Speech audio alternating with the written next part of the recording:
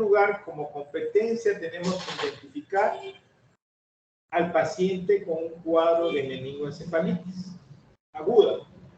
Conocer las diferencias clínico-epidemiológicas de las meningo, especialmente de las meningoencefalitis bacterianas y virales agudas. Hay que reconocer los signos y síntomas clínicos,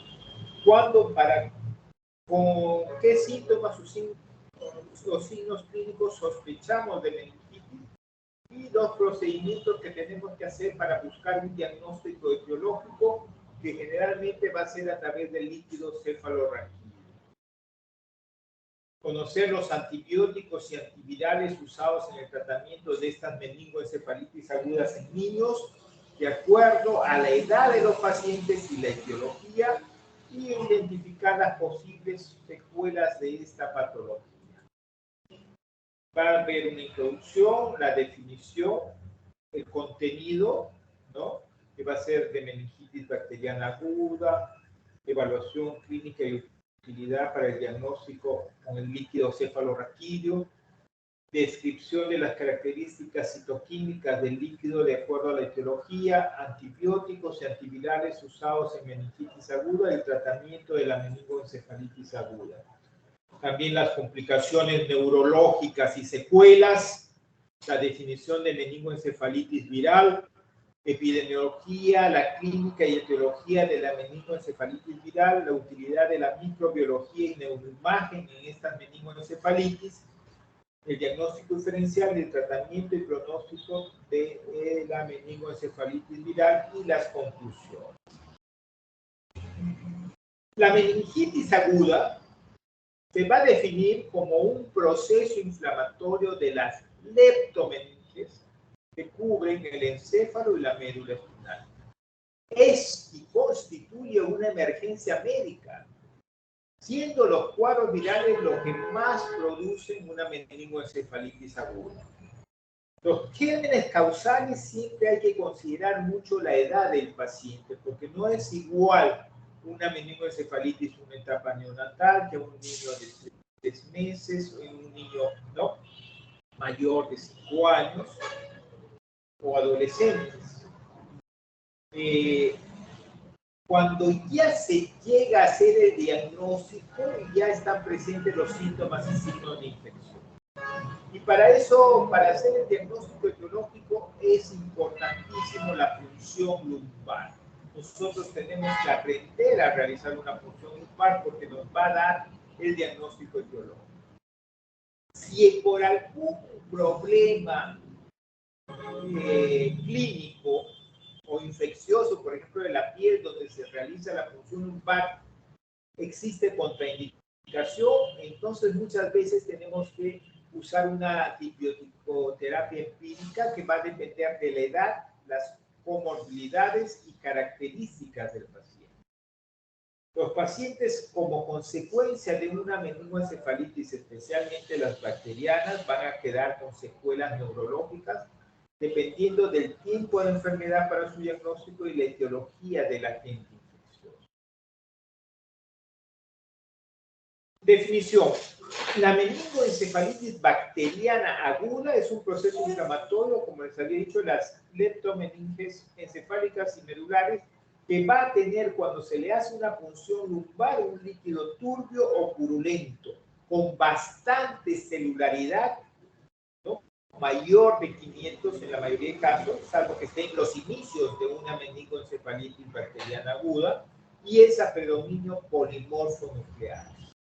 El diagnóstico y tratamiento, lo primero que tenemos que hacer es, ante la sospecha de una meningitis aguda bacteriana, ¿no?, hacer el diagnóstico e iniciar inmediatamente el tratamiento, ¿no?, sin retraso. No podemos estar especulando es o no es, porque si uno se retrasa va a haber una elevada mortalidad, porque es una enfermedad grave, es una emergencia. Después de que se comenzó la vacunación, especialmente contra el hemófilos influenza tipo B, que era uno de los grandes causantes de meningitis bacteriana aguda, y de neumococo, la incidencia bajó progresivamente. excepto en los lactantes menores de 2 meses, porque, como es lógico, todavía no están vacunados contra estos gérmenes. Actualmente, los gérmenes más frecuentes después de la vacunación es el Streptococcus pneumoniae y la Neisseria meningitidis. ¿Por qué, a pesar de la vacuna contra el Streptococcus pneumoniae, se presenta la meningitis? Porque hay más de 90 serotipos de Streptococcus pneumoniae y la vacuna solamente va para 13 serotipos, que son los más frecuentes. Pero definitivamente eso ha hecho que disminuya tremendamente. Y la Neisseria meningitidis, si bien están apareciendo nuevas vacunas, todavía no están en el calendario de inmunización en nuestro país. La meningitis por hemófilos influenza tipo B se va a presentar cuando se llegue a una baja cobertura de la vacunación. Porque dentro de la pentavalente está la vacunación contra el hemófilos influenza tipo B. El que está bien vacunado no va a presentar la meningitis, porque es solamente un serotipo el que produce la meningitis o producían la meningitis por hemófilos influenza tipo B, a diferencia del neumococo, que son más de 90 serotipos.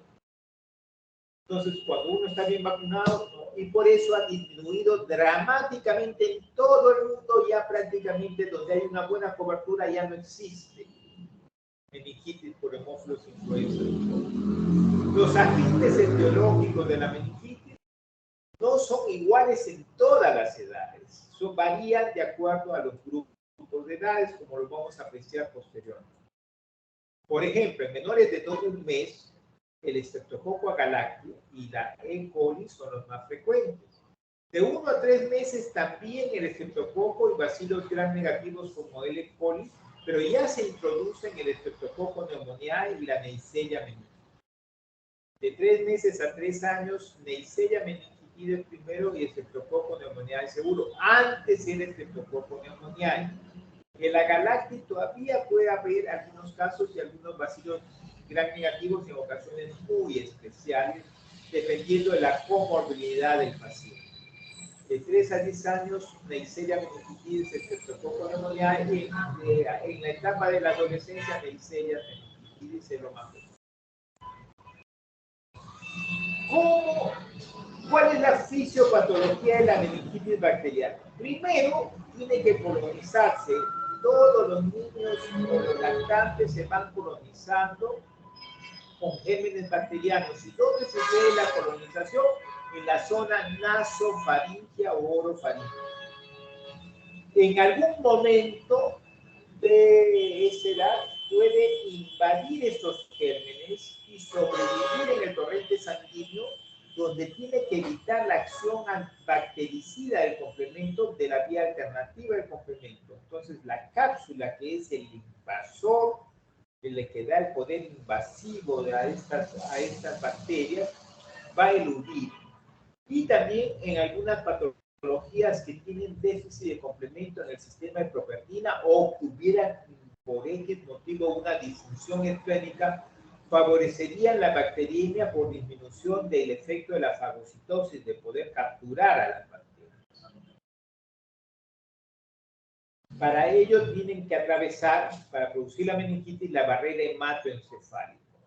Cuando pasan la barrera hematoencefálica, ya se multiplican en el líquido cefalorraquídeo, porque ahí sí no hay buena inmunidad humoral.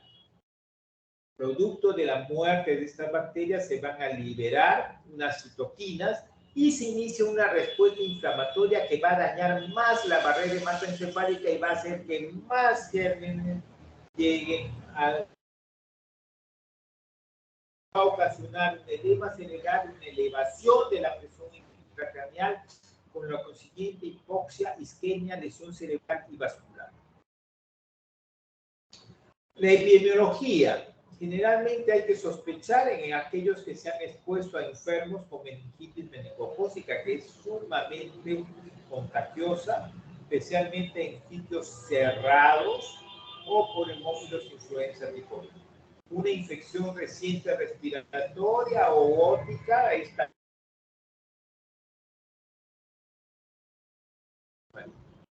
viajes recientes a zonas endémicas de enfermedad meningocócica, los traumatismos craneales penetrantes que lleven a producir otorrea o rinorrea de líquidos cefalorraquídeos por lesiones, o cuando se operan ahora que está de moda hacer los implantes cocleares en las operas, ¿no?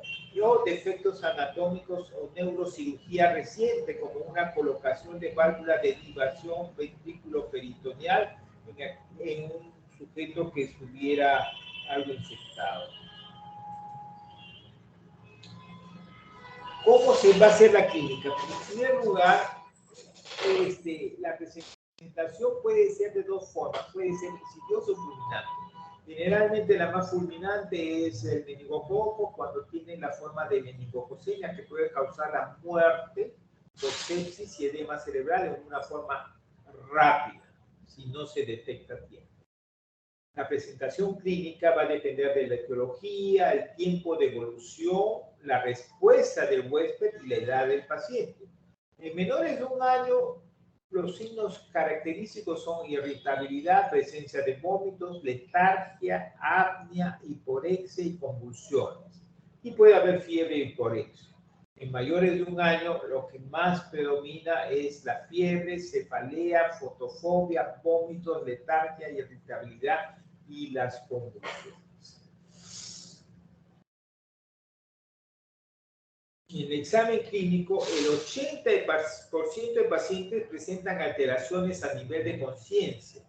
O sea, va a haber mayor letargo, mayor decaimiento, mayor signo de hipoperfusión tisular cuando tienen el neumococo. Puede haber convulsiones, puede haber parálisis de pares craneales, hemiparesias, alteraciones de las pupilas, o sea, puede haber anisocoria, ¿no? Signos de decorticación y de celebración. Generalmente eso es cuando avanza la enfermedad, ya uno encuentra que ya puede venir hasta con un estatus epiléptico, no para las convulsiones, en un estado de coma o alteración, anisocoria, ¿no?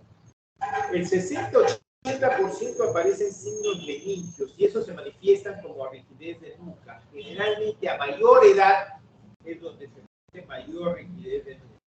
Y la aparición de los signos de Kernig y Brusinski. El Kernig es la dificultad o imposibilidad de extender la rodilla del paciente en una forma pasiva cuando el músculo está flexionado sobre la pelvis en ángulo recto. Y el Brusinski es la rigidez severa del cuello que produce cuando uno lo flexiona, que las rodillas y las caderas también se flexionan. O sea, cuando se flexiona el cuello, se flexionan las rodillas y las caderas. Todos los signos clásicos de meningitis. Petecias y púrpura, artritis séptica, pericarditis son causados por Neisseria meningitidis, especialmente las formas de meningococemia, o sea, una sepsis por meningococo previo al ataque al sistema nervioso central. En la historia clínica, ¿qué uno tiene que evaluar? ¿Qué factores de riesgo tiene este paciente para meningoencefalitis? Si está vacunado en forma completa o incompleta, las alergias y el uso reciente de antibióticos. La punción lumbar está contraindicado cuando hay un marcado compromiso hemodinámico, o sea que está bien deteriorado el paciente, puede haber como apneas o un problema respiratorio severo o una infección cutánea en la zona de punción que nos puede llevar a que introduzcamos un germen o que las plaquetas sean menores a 50.000 o que haya ya una coagulopatía de consumo, que puede haber infecciones de quimos y púrpuras en el cuerpo. Se usará la tomografía axial computarizada o la resonancia magnética para evaluar los signos de hipertensión endocraniana o compromiso neurológico cuando es focalizado. Y en muchos casos, cuando no se puede hacer la punción lumbar, hay que usar una antibioticoterapia empírica, ¿no? de acuerdo a las frecuencias que se encuentran en el sitio donde uno tiene. Por eso tiene que hacerse una vigilancia epidemiológica. Entonces nosotros en nuestro centro de salud o en nuestro hospital tenemos que saber cuáles son los gérmenes más frecuentes que están produciendo la meningoencefalitis. Tenemos que conocer la sensibilidad y resistencia a los antibióticos. Y también conocer lo que es en una forma mundial, todo para según eso aplicar el antibiótico necesario y de acuerdo a la realidad también del paciente, porque algunos pacientes traen sus factores de riesgo donde va a ser diferente usar que alguien que sea un niño sano, ¿no? Y que pueda presentar estos cuadros. Es importante hacer la diferenciación del líquido cefalorraquídeo en cuanto a su celularidad. Por ejemplo, la bacteriana es la que puede traer con bastante celularidad. La tuberculosa llega hasta 500, igual que la vírica. Pero el predominio polimorfo nuclear sucede en la bacteriana. En la tuberculosa es linfocitario, aunque al inicio puede haber un poco más de polimorfo, ¿no? Cuando recién está empezando la meningitis tuberculosa. Y en la vírica es linfocitaria, igual como en la fúngica. La glucosa están bajas en la tuberculosis, en la bacteriana, y después está normal en la vírica, y en la fúngica también está baja. Y las proteínas, la que causa mayor hiperproteinorragia es la tuberculosa, ¿no? Y el segundo es la bacteriana y la vírica, pero la fúngica también es una que causa bastante proteinorragia. Los antibióticos que se pueden usar, ¿no? Tenemos penicilina gesólica, ampicilina, vancomicina, ceftriaxona, cefalosporina de tercera generación. Ustedes saben que las cefalosporinas de primera y segunda generación no atraviesan la barrera hematoencefálica, recién las de tercera, por eso tienen su utilidad. La micacina se usa solo en la etapa neonatal, es bien difícil no atraviesa fácilmente este antibiótico, igual como la gentamicina, la barrera hematoencefálica, solamente en los primeros meses de vida, o primer mes específicamente. Meropenem en casos muy especiales de multiresistentes, ¿no? Methicilino resistentes, cloranfenicol, ceftazidina, rifampicina es un buen antibiótico por vía oral, que se usa en muchos casos bacterianos y en algunos casos tuberculosos, donde es de elección, linezolid también, isoniazida, pirazinamida, estreptomicina como parte del tratamiento antituberculoso, anfotericina B para la meningitis fúngica, generalmente el germen es el Cryptococcus neoformans, ¿no? La fluoxetina y el etambutol también son otra de las drogas.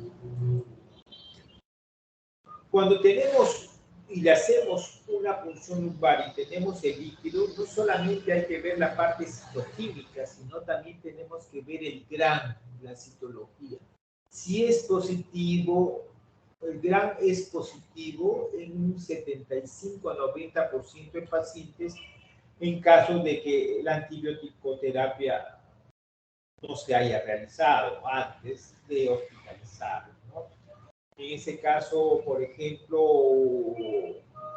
sabemos que el Haemophilus influenza tipo B es un gran negativo, es un bacilo, mientras que el neumococo es un positivo, un gran positivo, ¿no?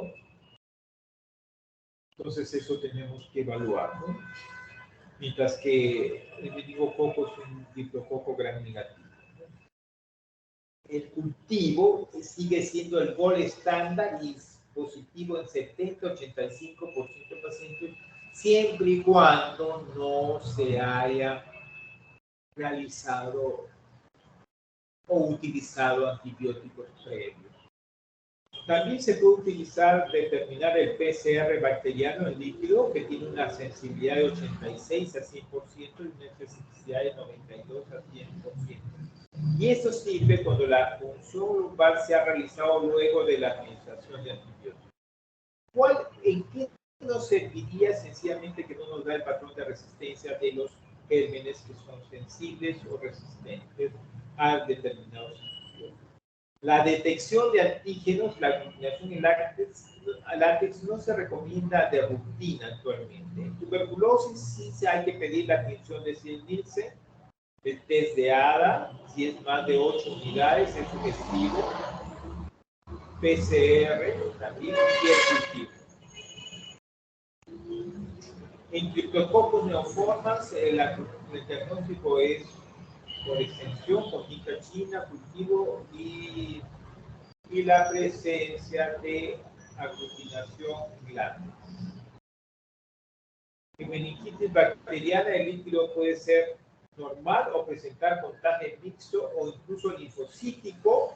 O sea, no hay que confiarse si se realiza la función en forma precoz cuando recién está iniciándose. Entonces, muchas veces esto puede llevar a confusiones. Entonces, uno tiene que analizar el tiempo de enfermedad, todo para poder sospechar y no guiarse así. Por ejemplo, pueden venir con 15 leucocitos o 20 leucocitos, ¿no? O puede venir con 50, un neonato que es anormal hasta 40.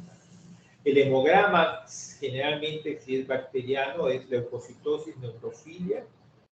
En meningitis meningocócica, cuando sucede la meningocosemia, se va a alterar los perfiles de coagulación, por eso hay episodios de púrpuras, hasta pueden perder los miembros inferiores o superiores por estas alteraciones purpúricas. Hemocultivos, realizar antes de la administración de antibióticos y funciones básicas, es lo que se debe realizar. La tomografía axial computarizada craneal se usa en deterioro neurológico importante o rápido, en sospecha de hipertensión endocraniana, en foco neurológico, en antecedentes de hidrocefalia, neurocirugía reciente, trauma o papiledema. No es de uso común. La ecografía transfamiliar en lactantes es útil para el seguimiento de estos pacientes. El tratamiento es una emergencia médica. La mortalidad sin tratamiento es una mortalidad de 100%. El pronóstico depende del inicio precoz de la antibiótico-terapia y la aplicación de las medidas de soporte y tratamiento de las complicaciones. Medidas generales, tenemos monitorización hemodinámica, fluidoterapia endovenosa y respiratoria y adecuada ventilación y oxigenación. Tenemos que si presenta shock se puede usar soluciones isotónicas, excepto hipertónicas solamente cuando se usa acompañado de manicol en hipertensión endocraniana, especialmente cuando tenemos los casos de anisocoria, donde se puede enclavar el paciente, entonces se usa estas soluciones hipertónicas. Si presenta hipovolemia sin shock, hay que reponer las pérdidas estimadas monitorizando el peso, la diuresis, electrolitos de acuerdo a un buen balance hidroelectrolítico. En evidencia es porque muchas veces estas meningitis producen el síndrome inapropiado de hormona antidiurética.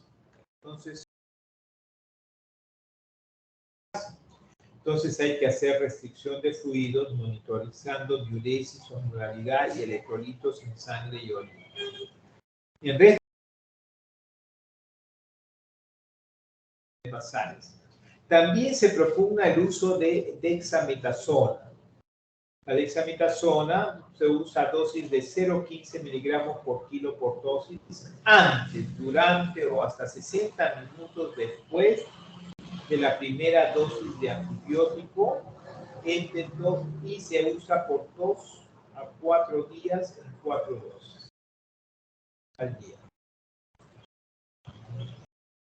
¿Qué requisitos tenemos que tener? Tiene que tener el antibiótico a usar en antibioticoterapia en vitro.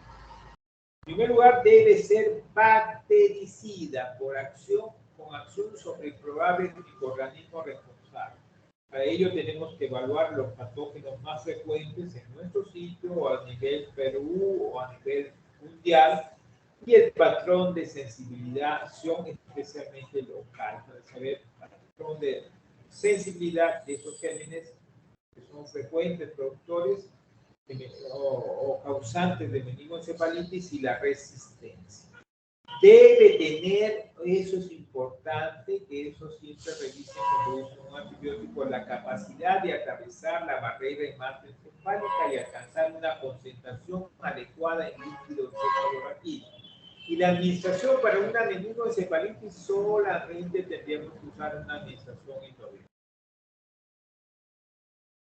En menores de un mes, de acuerdo a las bacterias más comunes, generalmente, ¿no?, que es el Streptococcus agalactiae y E. coli, se usa ampicilina más cefotaxima o ampicilina más un aminoglucosa. De 1 a 3 meses también el agalactiae y E. coli, ¿no?, también se usa ampicilina, cefotaxima o ceftriaxona, y en algunos meticilinos resistentes la vancomicina. Mayores de 3 meses, cefotaxima o ceftriaxona más vancomicina, ¿no? En casos de inmunosupresión humoral, si es por estreptococo, Haemophilus influenza o Neisseria meningitidis, cefotaxima, ceftriaxona más vancomicina. Inmunosuprimido celular, tenemos ceftazidime más ampicilina o cefotaxima más vancomicina, ¿no?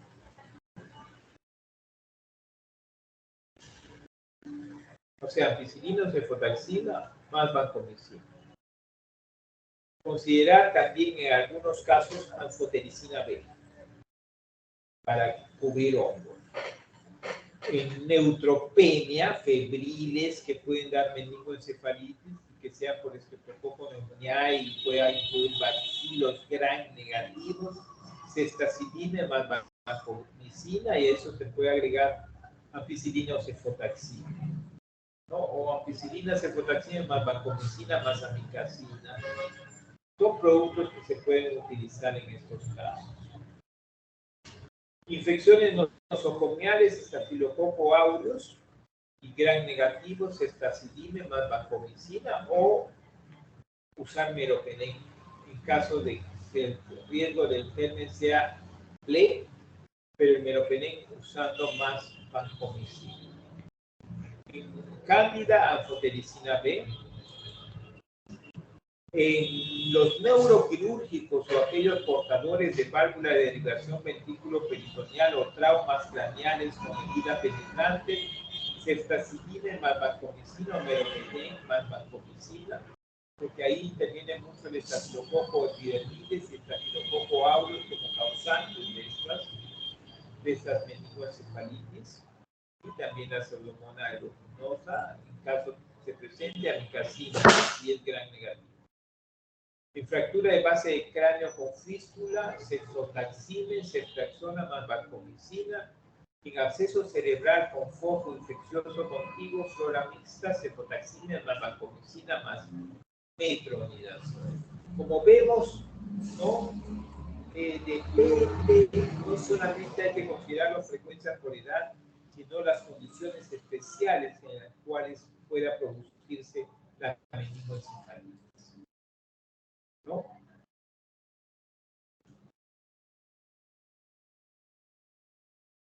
Según el agente causal para las enterobacterias, ceftriaxona o cefotaxime más amikacina, también meropenem más un aminoglicósido se puede usar. En hemófilos influences, cefotaxima, ceftriaxona es lo ideal por 10 a 14 días. En enterobacterias se puede usar 21 días o 2 semanas después del primer cultivo negativo. En listeria monocitógena, ampicilina más inflamicina o vancomicina más inflamicina, 14 días. En Neisseria meningitidis, cefotaxime, ceftriaxona, 7 días. También pudiera usarse penicilina G, accionar y clorfenicol. Pseudomonas, ceftazidime más un aminoglicósido y meropenem también. Staphylococcus aureus, que son meticilinos sensibles, proxa y rifampicina, y los meticilinos resistentes, vancomicina más o rifampicina o linezolida. Y en Staphylococcus epidermidis, vancomicina más rifampicina y linezolida. En estreptococo el grupo B, penicilina G sódica, también ampicilina más un aminoglicósido.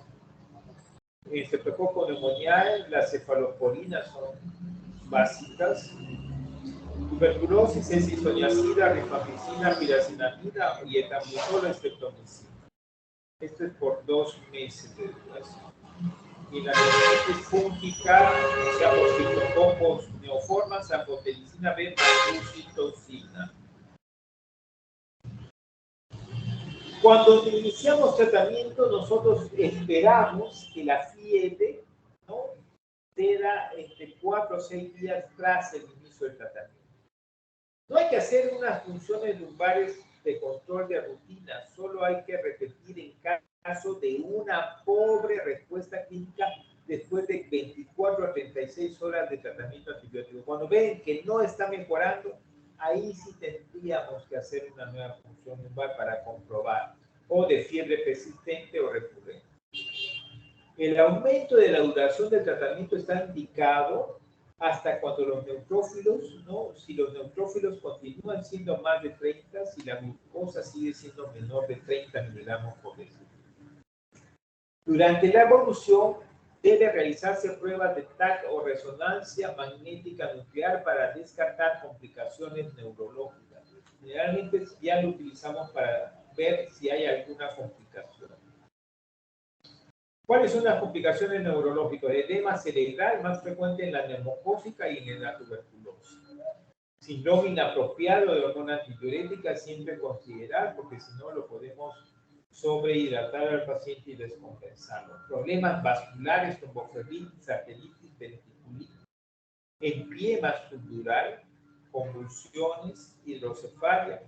Y lo que mucho se pierde es a veces pérdida de audición, que puede ser transitorio o permanente por daño al octavo par craneal, la cóclea o el laberinto, por invasión directa o parte de una respuesta inflamatoria cuando se inicia el tratamiento antibiótico. Por eso se usa la dexametasona para minorar esta respuesta inflamatoria.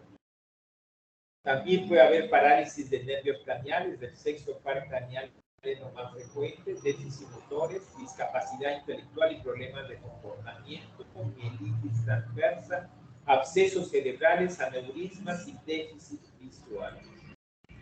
El pronóstico, la mortalidad general en edad pediátrica es de 4 a 7%.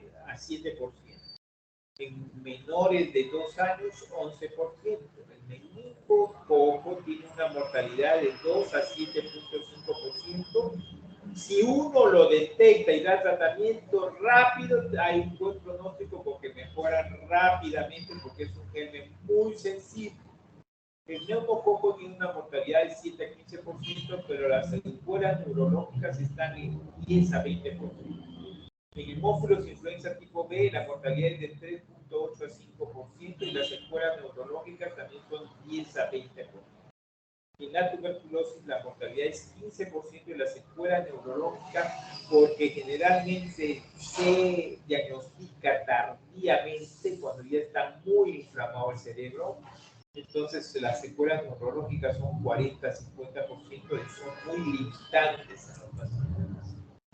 Este es un fluxograma del manejo de una sospecha, que comenzamos ante una sospecha de una meningitis bacteriana. Como les había referido, asegurar la ventilación y oxigenación, o sea, administrar oxígeno, la monitorización cardiorrespiratoria y vía tener un endovenoso, es hacer sus exámenes auxiliares, importante, corregir hipoglicemia, acidosis y la coagulopatía. Ver todas las contraindicaciones, porque debemos hacer una punción lumbar. Si no se puede hacer una punción lumbar, ¿no?, por lo menos no tener que usar la dexametasona, ¿no?, y valorar también con una tomografía axial computarizada o una resonancia magnética nuclear. Y si hubiera una contraindicación de no usar la punción lumbar, también de frente se va a una tomografía axial computarizada y una resonancia magnética nuclear. Pero se inicia tratamiento con dexametasona y en ambos casos se inicia el tratamiento empírico hasta los resultados. En los casos que se hace punción lumbar, hasta tener los resultados, ¿no?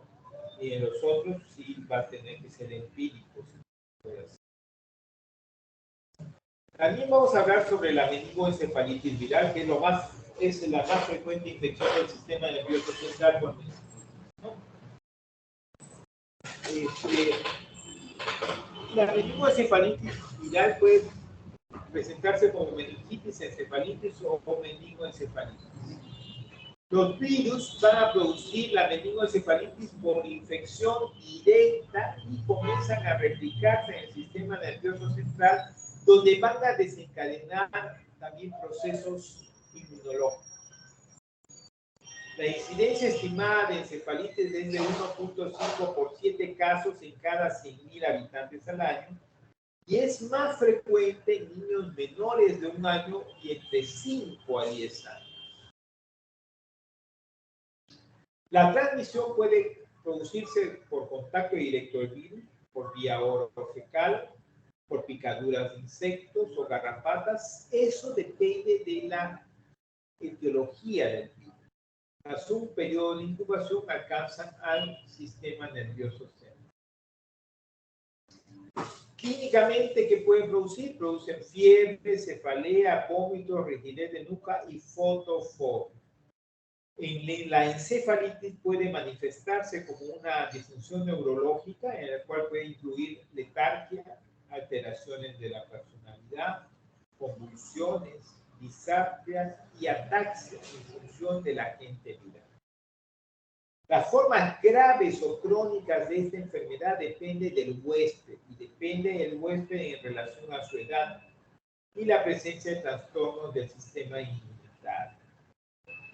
En niños mayores de 5 años y adolescentes puede haber síntomas, o sea, el debut de estos cuadros de meningoencefalitis viral pueden ser con síntomas psiquiátricos, como la habilidad no habilidad emocional, la habilidad emocional, alteraciones de los movimientos, ataxia y estupor.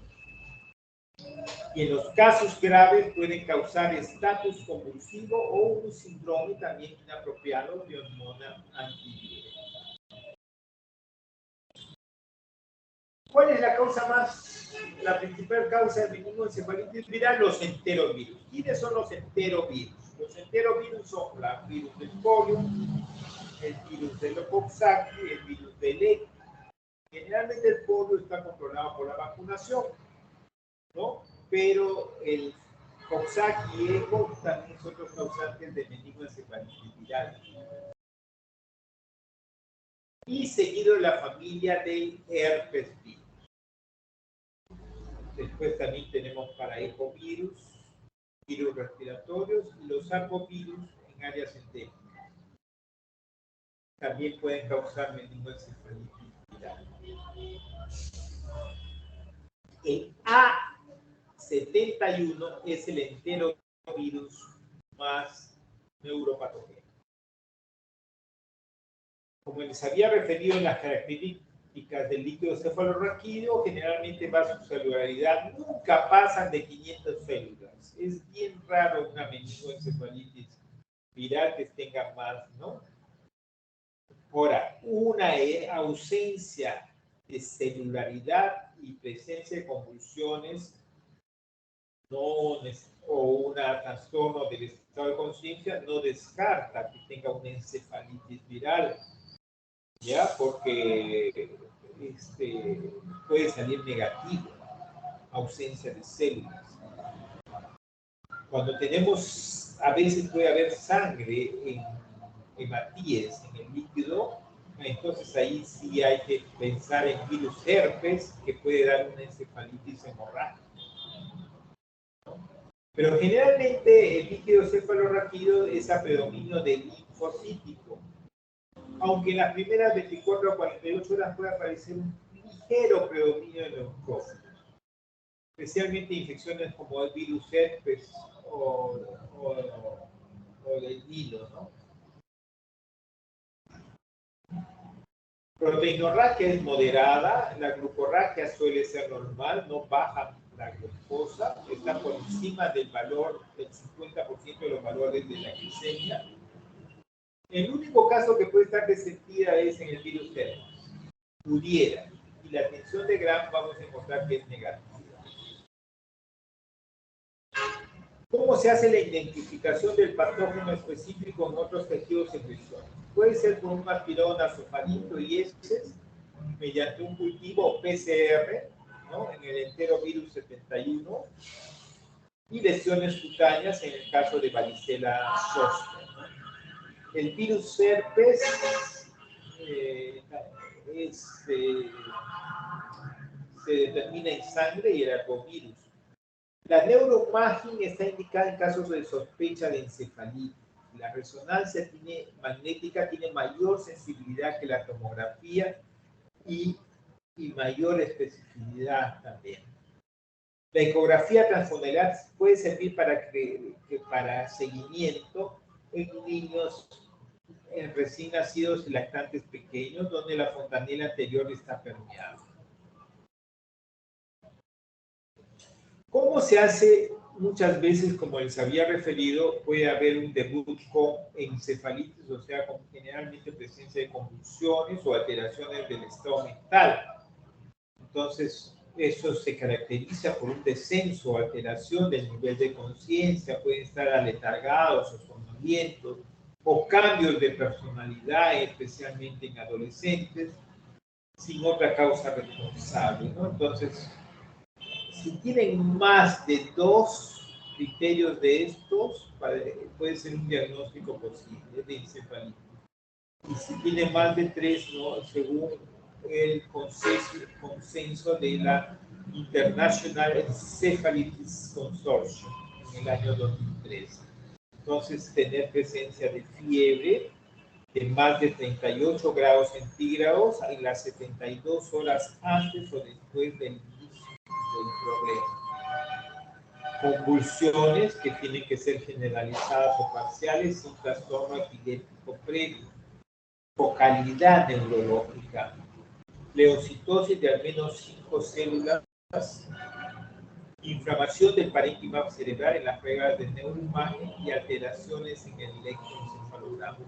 Tienen más de 3, es casi probable, y si tienen 2, es un diagnóstico posible. El diagnóstico diferencial debe hacerse con otras patologías que afectan el sistema nervioso central, ¿no? A veces puede haber infecciones bacterianas que son precozmente abortadas por tratamiento, o también tienen que verse, por ejemplo, con meningoencefalitis tuberculosa. Tenemos que hacer el diagnóstico diferencial.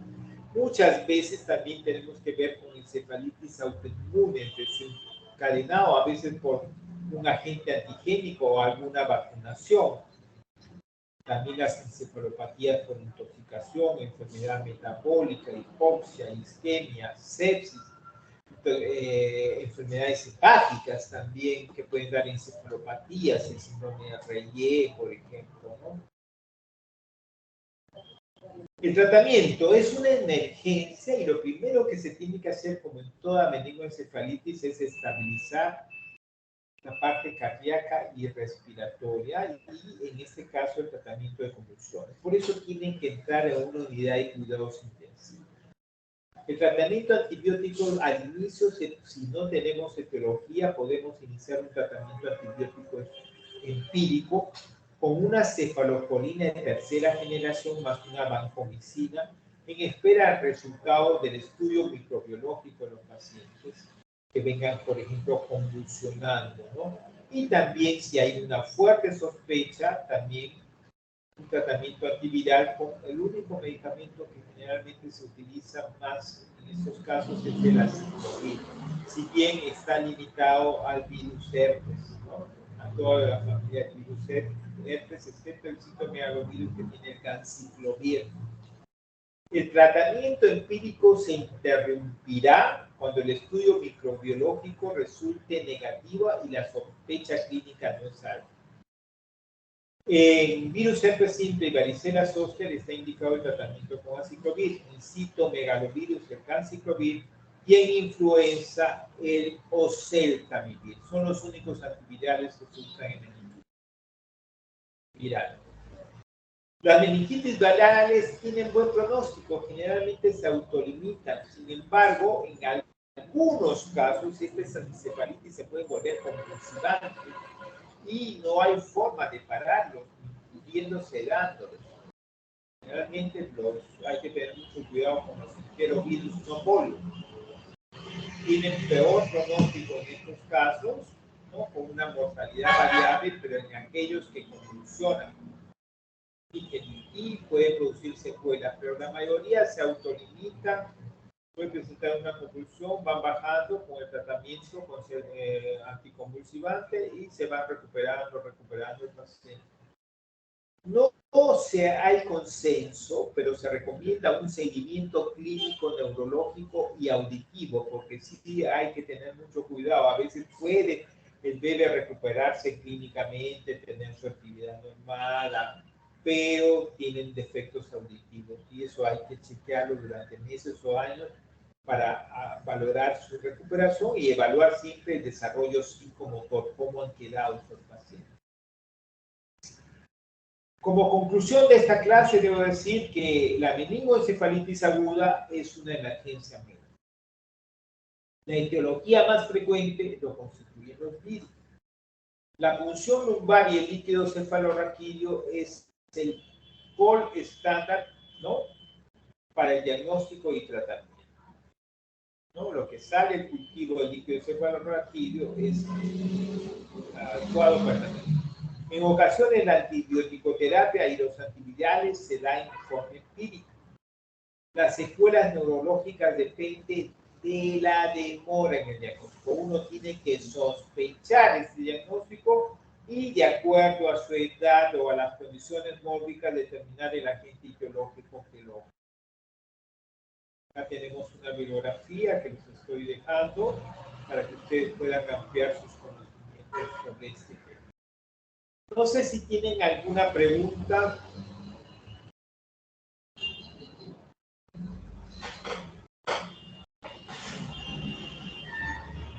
¿Alguna pregunta? Parece que no hay preguntas, doctor. Perfecto, entonces pueden entrar a su clase práctica, ¿ya? Sí. Estamos los 30 conectados, doctor, ahorita. Ya, perfecto. Perfecto, me lo toma su fotito y después me lo envía. Sí, ahí se lo estoy enviando, doctor, en un momento.